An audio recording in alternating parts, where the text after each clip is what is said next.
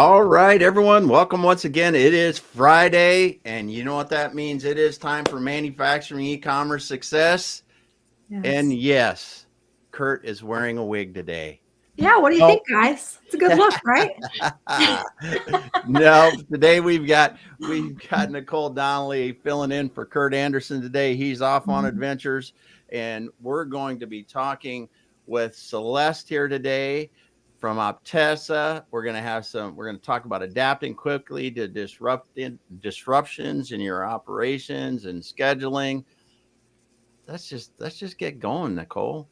Oh, I'm so excited for this conversation. Celeste comes from a very, very special place in my heart. Lovely, lovely place, France. And so I'm so excited to talk a little bit about that. But first, we can't start the show, Damon, without asking the question that you guys always ask every single week. It's this question, Celeste. Are you ready for it? Yes. When you were a little girl growing up, who was your hero?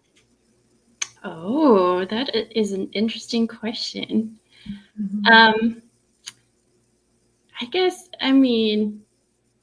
my mom. I know it's going to sound very common. I'm sure a lot of people will say this, but I always looked up to my mom, and to me, she was this amazing woman who was really good in school, made it through life, and I saw her and I was like, okay, I'm going to be at least as good as she is, and I'll try to be even better. Oh, Very love good. that. That's Very amazing. I'm supportive sure you more than lived up to that. That's amazing. I'll have to ask her. Yes, very cool. Now tell me a little bit about where your family lives and where you're from. Tell us a little bit about the land you hail from. So I am from France. I grew up there. My family is from Normandy. Strong American history there. It's a little piece of American history in France. And after high school, I studied engineering and in the south of France. So I've been a little bit everywhere in France. And I always wanted to come to the United States. So I did everything I could to come to the US, and I studied master's degree in industrial engineering, and then I graduated, and I had the amazing opportunity to stay here because I found Optessa, and Very cool. Yes, and it's so nice you're working for such an amazing company.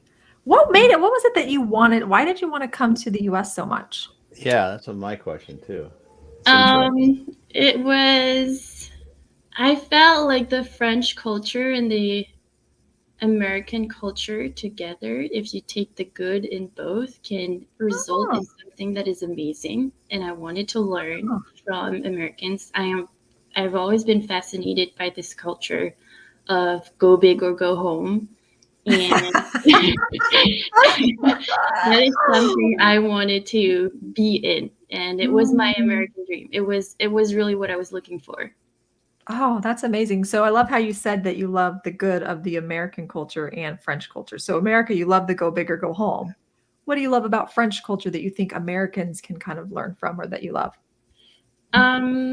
I think French people might be slightly more detailed oriented, and they're more theoretical. So it's a little easier.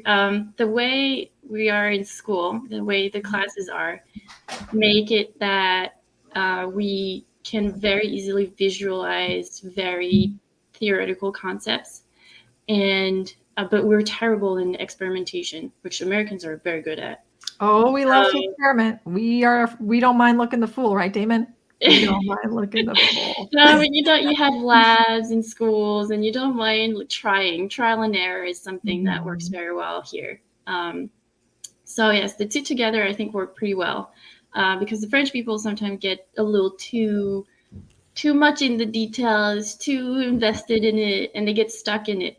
And that's where I feel you need the American vision to come in and say, just let's try. Let's see what comes out of this. And we can make it better. Yeah. Very, very cool. I love Cool. it. Well, we got some comments. Of course, we got John here, and we got Yasser. Thanks so much for being here today. We've got David. David, good to see you. Uh, Wakasika.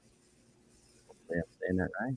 So thanks for being here, everyone. Let us know where you're viewing from. And when we get going here, I'm sure you're going to have some questions and comments.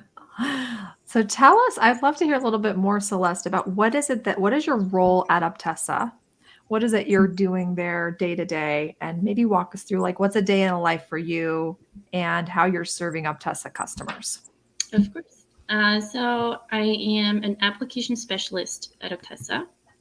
I also have some project management responsibilities.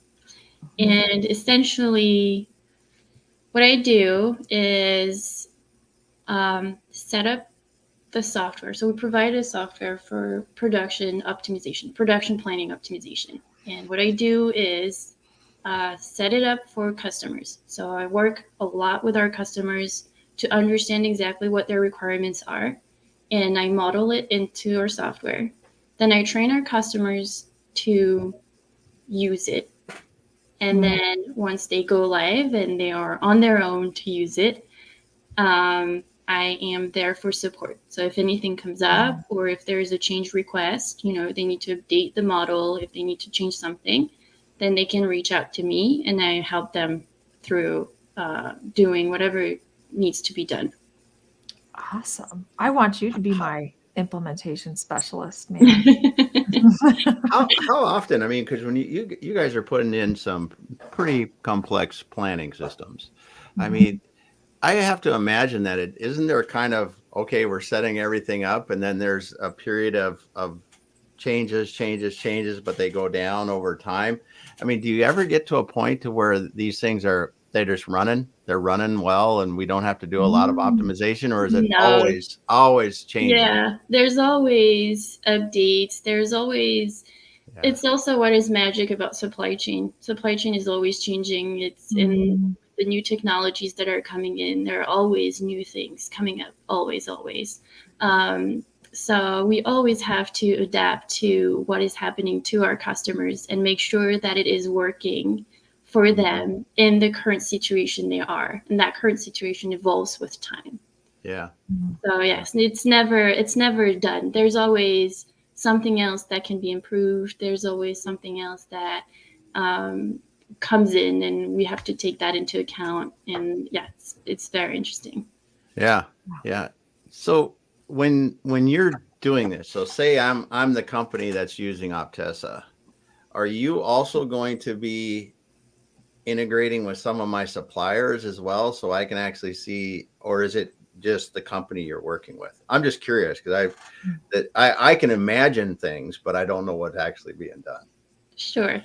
So we could, if there was the need, we could do some kind of link between our customer and another supplier of our customer.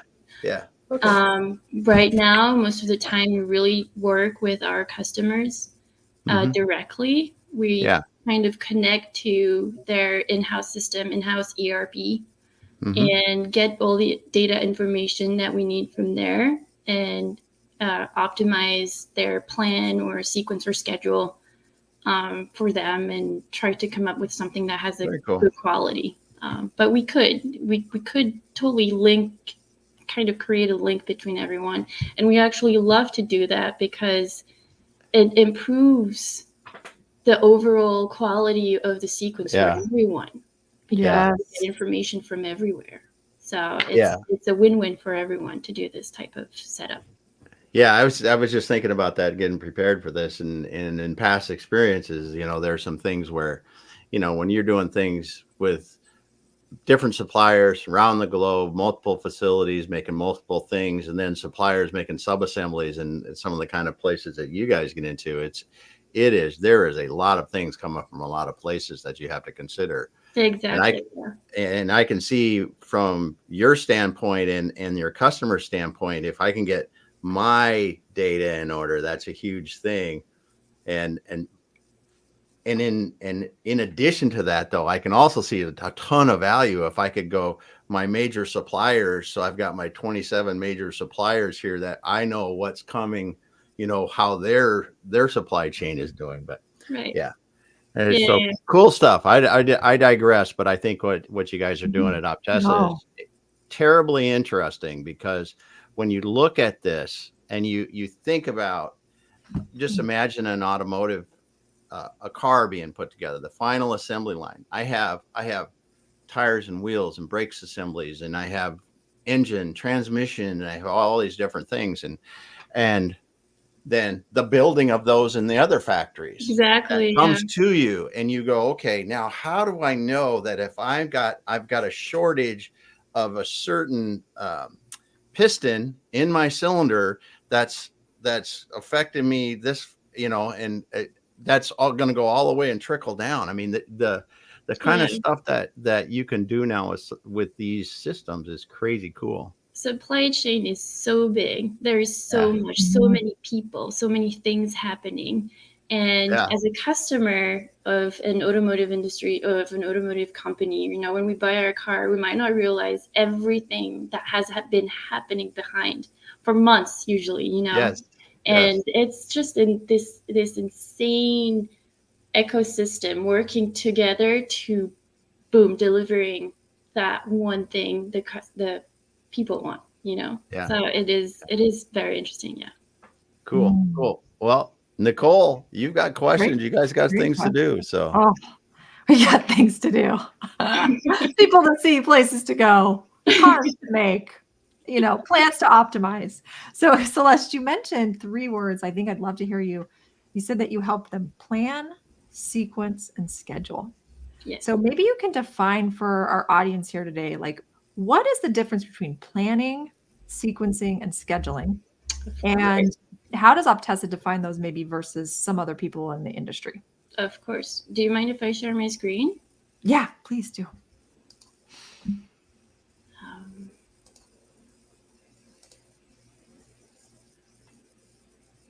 Do, do, do, do, do, do, do. I'll be right there. Now you guys don't want me to sing anymore. That's enough. Can you see my screen? Got it. There we go. Coming up. There you go. Got it up. Okay. So, this is just my introductory slide to say we provide a solution for advanced planning and scheduling. I'm just going to say this really quickly about Optessa. We have clients in every industry, and this is something I really want to highlight, is that everything I'm going to talk about, what we do, we can do in any industry. We can model any type of industry. We have a lot of customers in the automotive industry, but we can also do white goods, oil and gas, processes, and everything, food and beverage, everything that comes up to mind, we can do. Mm-hmm. So going into what you were asking me, Optessa has different solutions, and we can combine any of those solutions together. Of course, the more solutions we combine together, the better the overall quality of what we will produce will be. But so we have usually at the enterprise level something that we call build to order. That's a little bit of an extra solution that can help our customer's customer place an order and re-optimize in the back end the plan, the sequence, or the schedule for our customers. Then there's a plan. So what we call planning is really allocating orders to a bin. Bin can be months, can be weeks, can be days, can be hours, whatever the customer needs. Then there's sequencing and scheduling. I will group them together. One is usually zooming a little bit into the other. So scheduling, zooming a little bit into sequencing. And the idea is to get the order in which the sales orders are going to be produced. That's sequencing. Scheduling zooms in that a little bit in the sense that it not only gives you the order, but it also gives you the start and end time on the supply chain for each of your orders. And it takes into account resources that are available or not available. And then we also have a solution of real-time optimization that uses real-time data from the shop floor to work on the optimization of the schedule to take into account everything that is happening on the shop floor. I love that. To give this, maybe this will be easier to understand with this graph. So let's say you have a set of orders, sales orders. So sales orders, SO for sales orders from 1 to 16. And then the first step would be to allocate those orders to week bins. Again, it could be months, it could be days, it could be hours. And the horizon can be as long as it needs it to be. So it could be over the next 3 months, the next 5 weeks, the next year, the next 5 years. Any horizon is fine. And then once you have your orders allocated to a bin, that is when sequencing comes in, and you give that order of your sales orders within each of the bins, taking into account the business requirements. So there are business requirements actually at every level, at planning level, sequencing level, and at scheduling level that I'll mention right after this. But all of this is generated, I will say, even more optimized based on the business requirements, the constraints on the shop floor. And then, so zooming into scheduling, you see for week 2, we have SO8, 1, 6, and 7.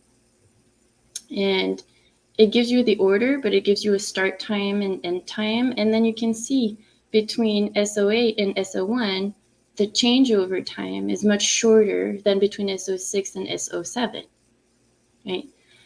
And then if you add into this real-time optimization, you can take into account new requirements that are coming in. For example, in this week 2, let's say we need to prioritize SO7. So Optessa can generate a new schedule, taking into account that new requirement while using bias to keep what was already planned, scheduled, I should say, before. Mm-hmm. Yeah, you're re-optimizing within the you're re-optimizing within the time buckets. Exactly. At the yeah. That's amazing. Exactly. So maybe walk us through, like, I'm an automotive company. Okay. As an example, I'm an automotive company. What would be some, like, walk us through the planning, sequencing, scheduling, just like one example of what some of the constraints are, for example, that you might have to consider as you're doing the planning, sequencing, and scheduling. So examples could be no back-to-back orders, or that would be for sequencing. No back-to-back red and white vehicles in the paint shop. Mm-hmm. Yep. So usually doesn't go well. Great example. Yeah. A great example. At the planning level, it could be that you can't do more than X number of hybrid vehicles per week. Mm-hmm. You're limited. At the scheduling level, it can be this operator is able to work on this machine, and that other operator can work on that machine and that other machine, but they can't work at the same time. Got it. All those business requirements. Mm-hmm. And then you can take that into account. So every part of the plant will have their own set of constraints, right? So they're always slightly different, and you have to take all of that into account.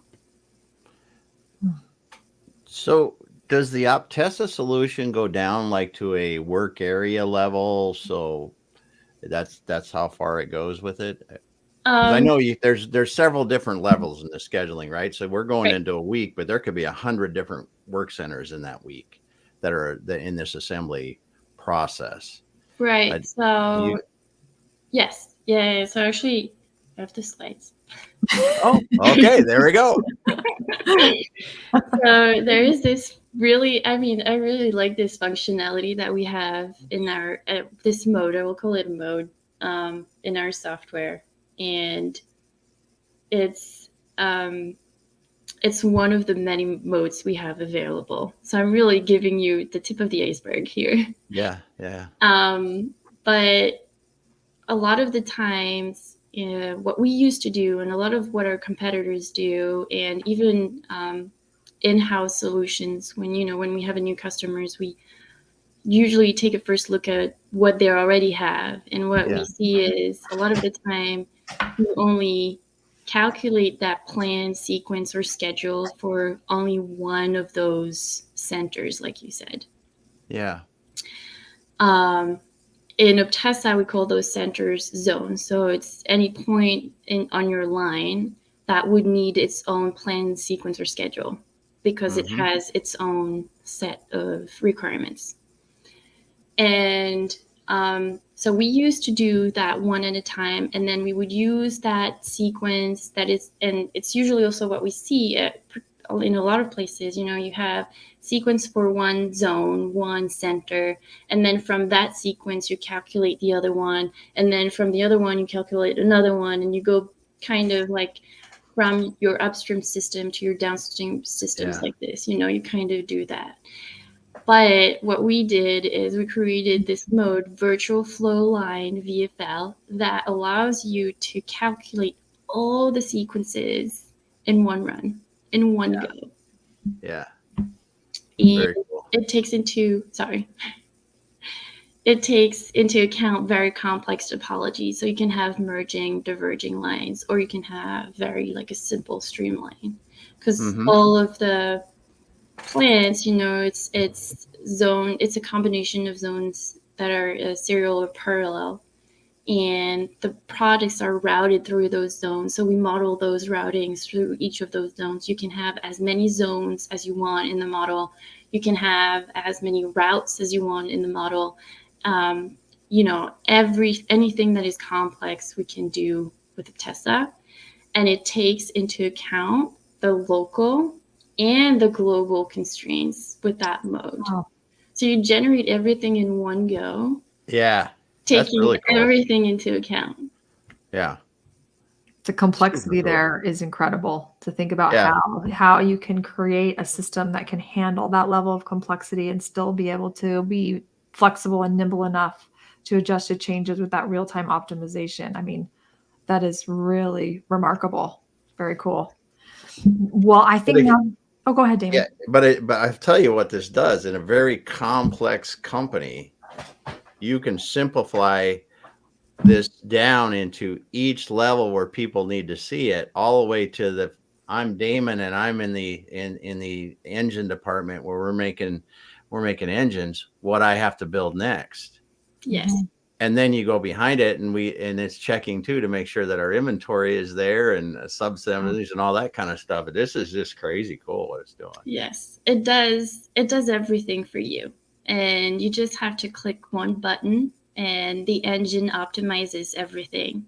Yeah, and that's it. That's just, it's a beautiful mode. Yeah, it really is, because this is the heart of most manufacturing scheduling problems, is because if you get more than a handful, right, you try to do legacy systems, you try to use some sort of Excel schedule. I mean, you just run right over the top of the capabilities so fast. You put 4 or 5 work centers, and you go into a complex manufacturing plant, which may have 20, 30 different work centers and a bunch of, it just overloads most systems. Yeah, and I mean, it's also, although using Excel is, it's horrible. It's a mess, and Excel is great, but it has a limit. And I think that's where Optessa comes in, is, we make it simple. We make it really simple. Super cool. Well, let's talk a little bit about that disruption piece of it. Like how, I'm a manufacturer. There's been a disruption in my supply chain. My widget X from the X supplier is going to be delayed or whatever. How does this software get ahead of that disruption? Like, how do you bake into it contingencies, if you will, right, so to prevent that from happening, or to allow for that if it's like something that you don't even know about in the future? You know what I mean? That could potentially happen. So the cool thing about virtual flow line is that because it takes into account all of those centers, zones, areas, we can model things that are happening in between those areas. So there are different functionalities that are linked to it. The first one is something that we call extended lead time. Essentially, the idea is that on your line, on your production line, some orders might exit and re-enter the line. Yep. Or they might go twice through the same shop. So typically, orders that will need inspection, right? They'll leave the line and then they re-enter it because they're not, they still need to get produced, but like on the shop floor, they need to make sure that the specification are satisfied. Yeah. Or it needs to go twice through a same shop. So that's a lot of what is happening in the automotive industry. Two-tone vehicles that have two colors, they need to go twice through the paint shop. Yeah. Or also for semiconductors, the chips, it's just re-entrant flows. They go through a shop, they go back, go in, go to a second one, go back to the first one, and then go back to the second one. And it's just re-entrant flows and going back. So that's one thing that VFL allows to model.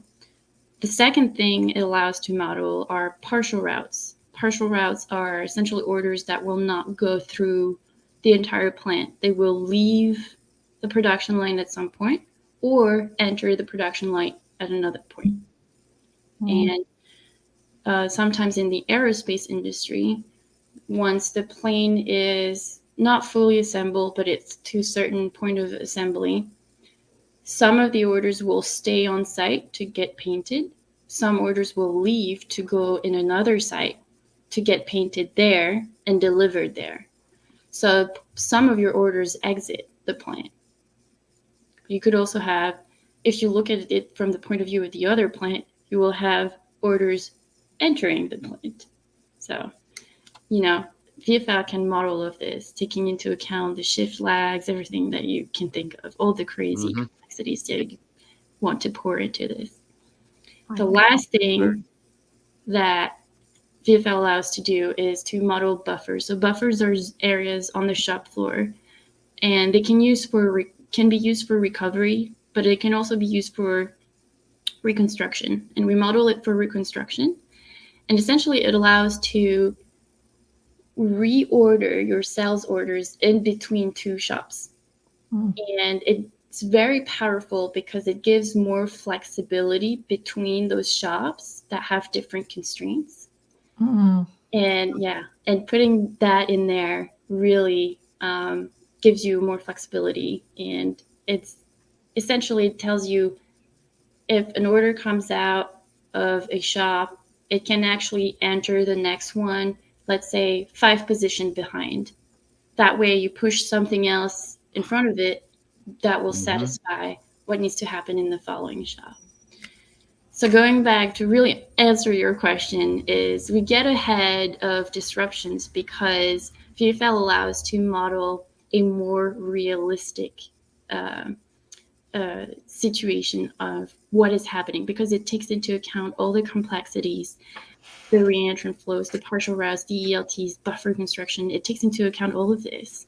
So it really allows to increase throughput, reduce downtime, increase any KPI. We've seen that using VFL helped a lot with average batch size for our customers. And using all the new technologies, using all the information that can come in, leveraging what VFL can provide, you get ahead of any disruptions because the quality of the plan or the sequence or the schedule you're producing is so much better because it takes into account everything that the impact of disruptions later on are much easier to mitigate. Yes. And also I imagine it's looking at historical data, right? The way that this is I would assume, so that it gets better over time. Right. Yes. So we are actually, so we are using some AI features to help with that.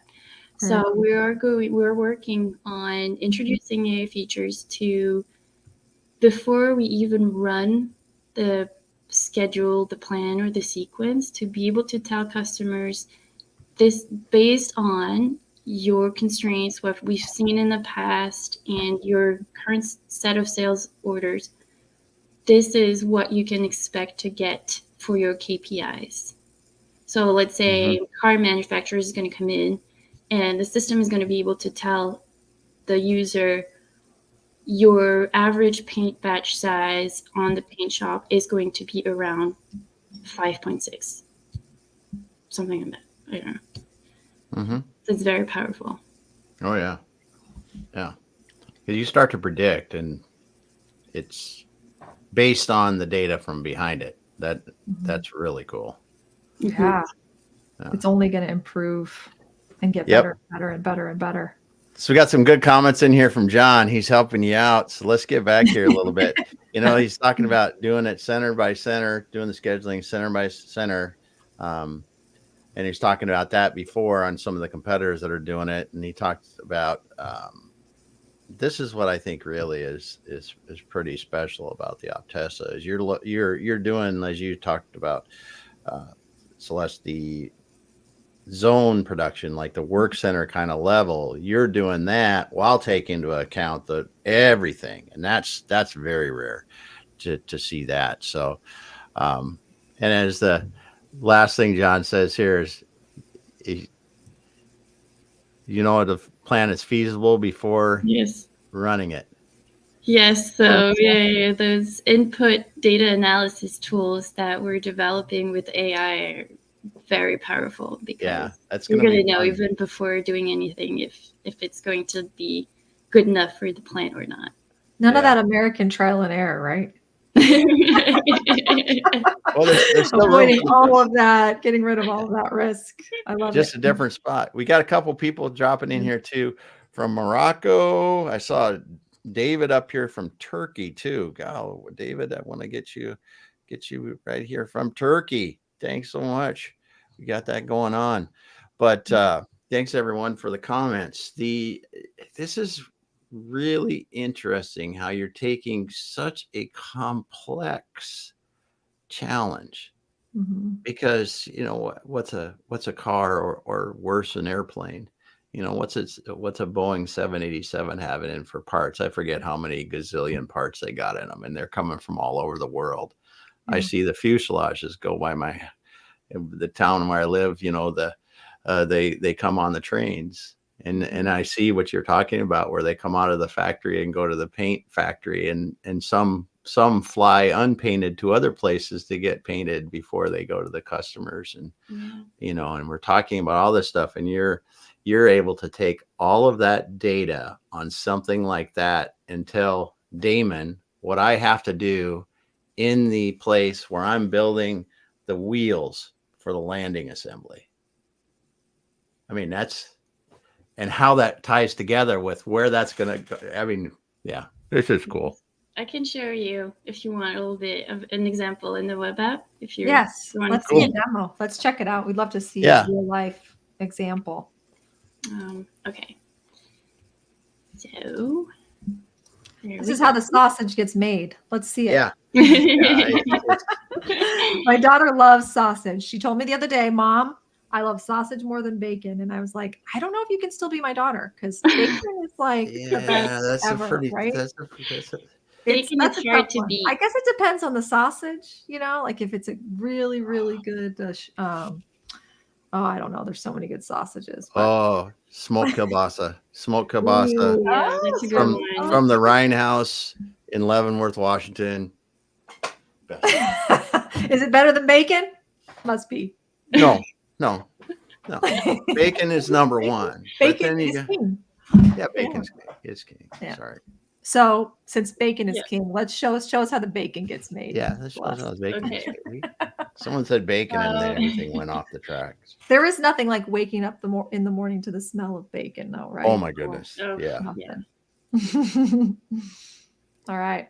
Okay. And this is it. This is Optessa. This is Optessa. This is what you see when you want to log in. So if I log in, I go straight to a scenario. So we talk in terms of scenario in Optessa. A scenario basically is a set of orders, constraints, capacity over a specific horizon. That's it. So every day, if you do a sequence every day you're going to have a new scenario.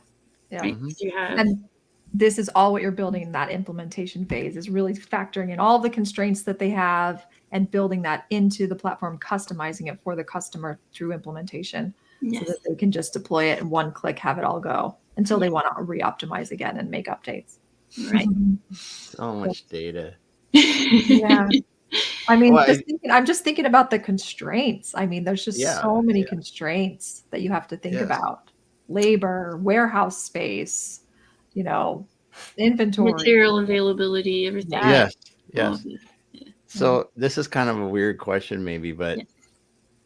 if I'm sitting there now and I'm using Optessa and I wanted to do another scenario, are we talking this thing going to churn data for hours, or is it, what's an update time take? So what happens? So if you're a user and you need to create a new scenario, you're gonna. So there's an here. I know I know I was kind of off topic, but I just got to think that the amount of data that you have to process is pretty immense. Fine. So there's a tree here. Essentially, you're within a plant, within a production area, within a process. And then we do have base scenarios. So those are the scenarios you copy from. And they include all the data that will not change from scenario to scenario. Okay. And you would make a copy of that, import all the information you need. So sales orders, sales order features, capacity, constraints, if you decide to import constraints. You can also maintain them in Optessa if you would rather maintain them in Optessa. That's the 4 most important things that users would import. Yeah. And that import, the time it takes depends on the amount of data you have. Yeah. Because you can imagine, especially with the sales order features, let's say if you have, I don't know, 1,000 features and 100 orders, if you multiply all this together, so you have 1,000 times 100 lines of data to import. Oh, yeah. Yeah. So it can be very fast. For some of our customers, it takes, I don't know, a couple of minutes, to import because there isn't that many orders.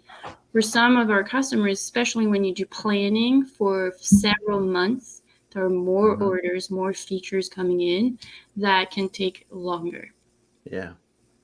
I was just wondering in practicality, so your users are typically regenerating this once a day? It depends on the business processes. Sequencing usually is once a day. Scheduling can be once or twice a day.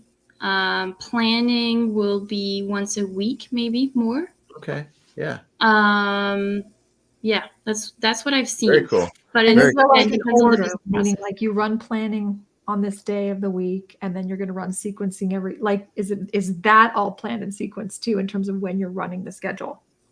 Yeah, so usually the plan is done way ahead of time. So it's actually if you take the same week, the moments when planning, sequencing, and scheduling happened are not necessarily linked together. So let's say because planning, you're going to prepare the next 3 months of planning. But for sequencing, you're going to do, I don't know, the sequence for the day in 10 days or 9 days. So even if you technically do it the same week, you're not looking at the same moment of time later on. Does that make sense? Yeah, totally. Very cool. Okay, so I'm going to jump straight to the outputs to show you the value in this. And so this is the grid browser. It's one of our output analysis tool. It's very nice. So each square represents a sales order. and they're all in the order that they should be produced. And here we have the day bin. So this is February 8th, February 9th, February 10th. Okay. And you have exactly what order you're supposed to produce. And if you click on it, you have the order number.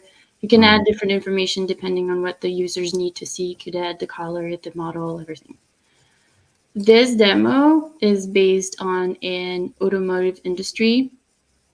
But again, Optessa can do any types of industries. I have to pick one. I picked the automotive industry. Yeah.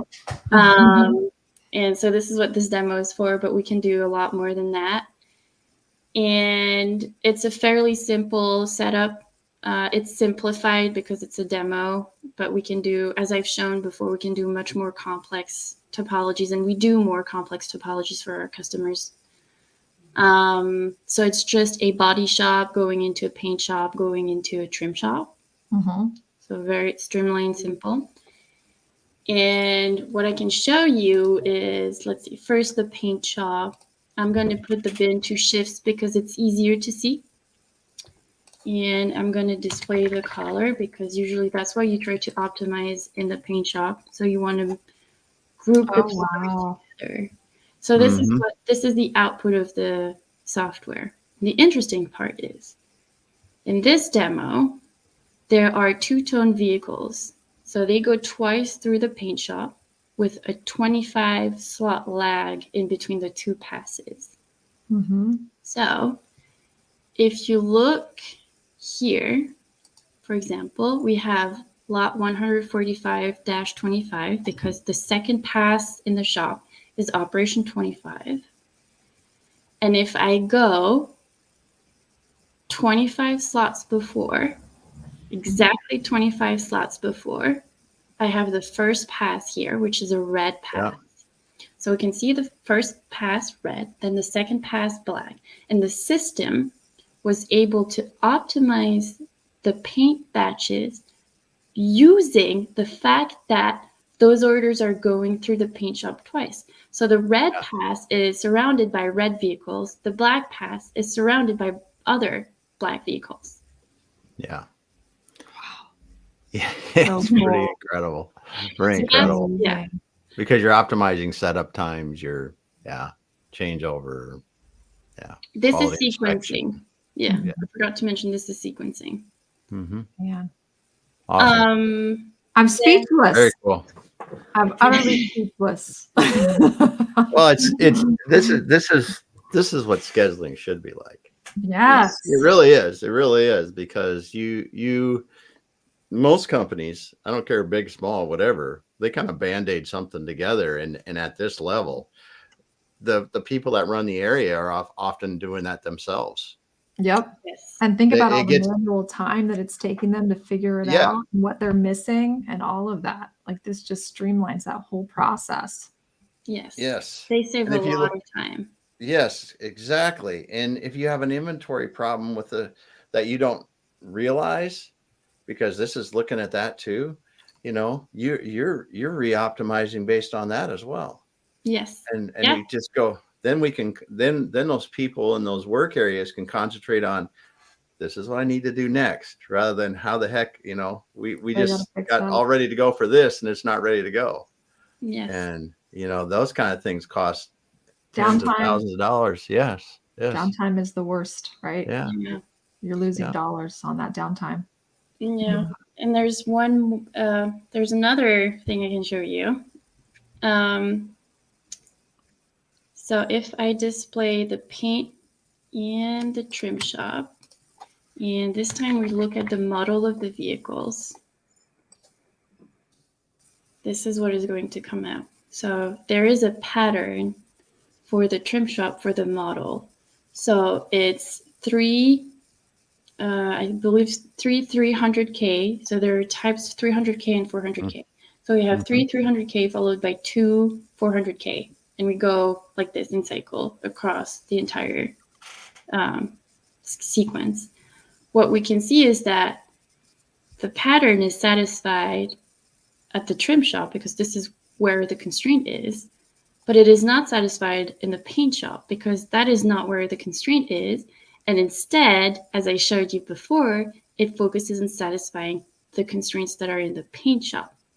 And this happens not even having buffer construction between those two lines. So you can imagine if we had buffer construction in between those two zones, we would have an even better quality sequence for those two zones. Well, the pattern is satisfied, so it's hard to do better than that. But for the paint shop, we would have an even better quality of the sequence because it would be even more decoupled from the trim pattern. Yep. So all of this falls together and it brings the best that it can do. Drop the mic. Yeah, the complexity in what you're doing is it's hard to imagine if you haven't seen it being done in application in real life. Yeah. This right here is crazy hard to do. If you think manually, you think it's crazy hard to do. And usually between a paint and something like this, there's going to be a huge buffer inventory and a fair amount of resources that are just trying to meet the constraint of a trim shop like this by sequencing all that manually. Exactly. Here, there, and then trying to figure out, does that really end up meeting our customer demands? And inevitably you're going to miss something. Yeah. And so Optessa has 23 types of constraint to model any business requirement. And we can model as many as need to be modeled, everything. We don't have any limits in anything, the number of zone, the number of routings, the number of orders, the number of requirements. We can do it all. Yeah. John says something. This is more than likely when you're doing it manually. This is what happens. Things get stuck someplace due the next day. It really is. It's tough like that. Well, cool. What maturity do you need to be as a manufacturer to be ready for this type of solution? Like if I'm a manufacturing shop, what would you recommend in terms of like, yep, it's the right fit for you. You're a good candidate for the solution. What maturity do you need to be in order for Optessa to make sense for you as an org? Any. We can work with any size, any maturity of any company. That is not really the biggest challenge for us is to get good data.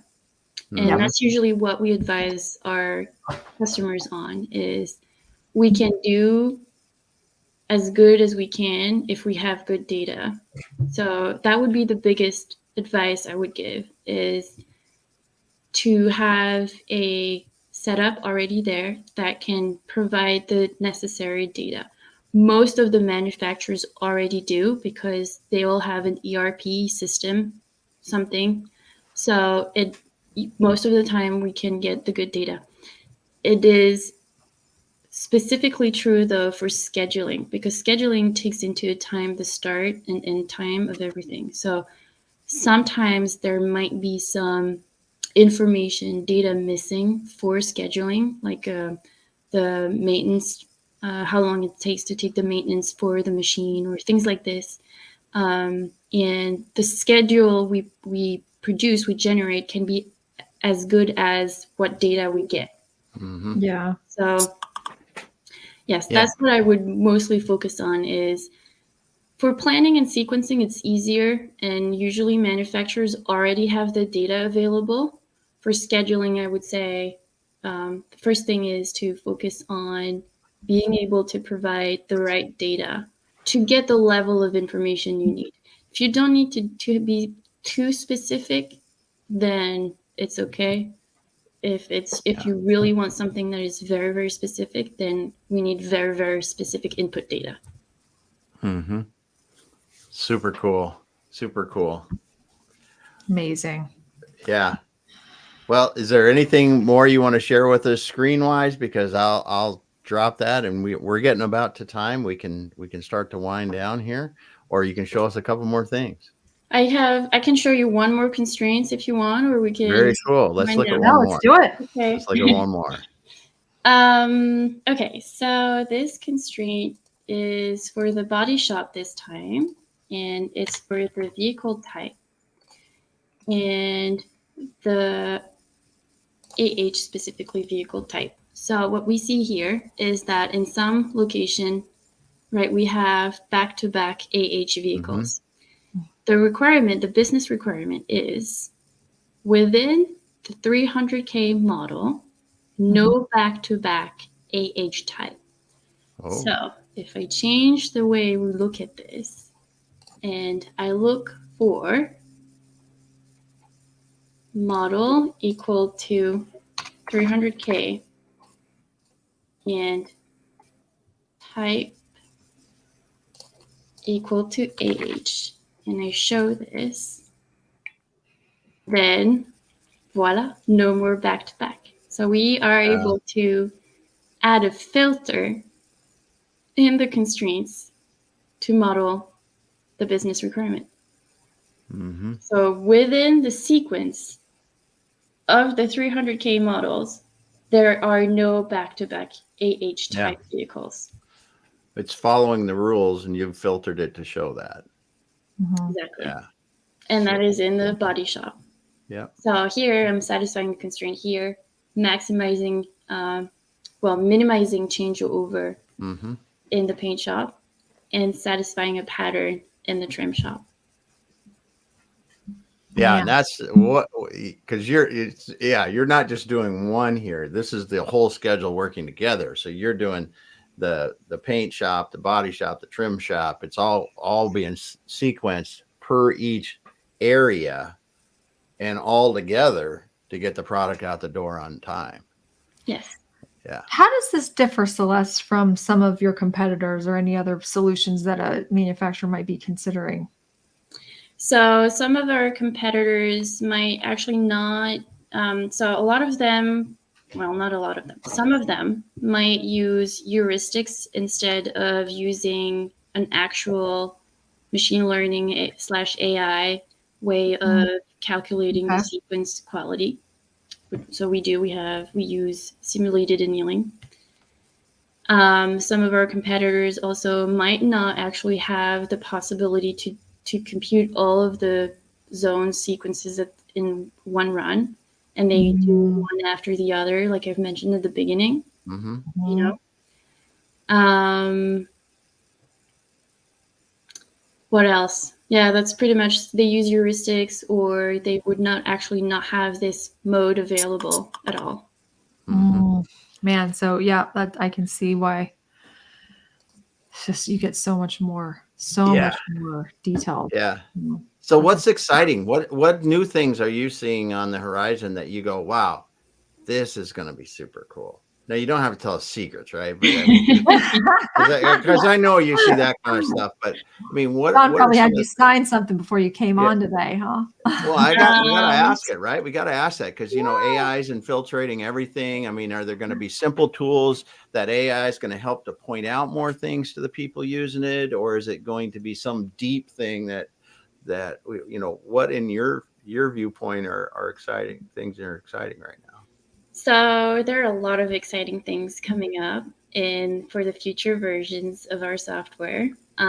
We are integrating more and more AI functionalities and improving the input data analysis tools with AI. And we're also working on improving the outputs.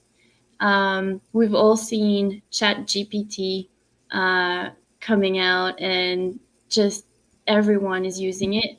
So we also know the way our users are going to interact with our software is going to evolve. Oh, yeah. And we would like to use that to make our software evolve so it satisfies better what our users expect.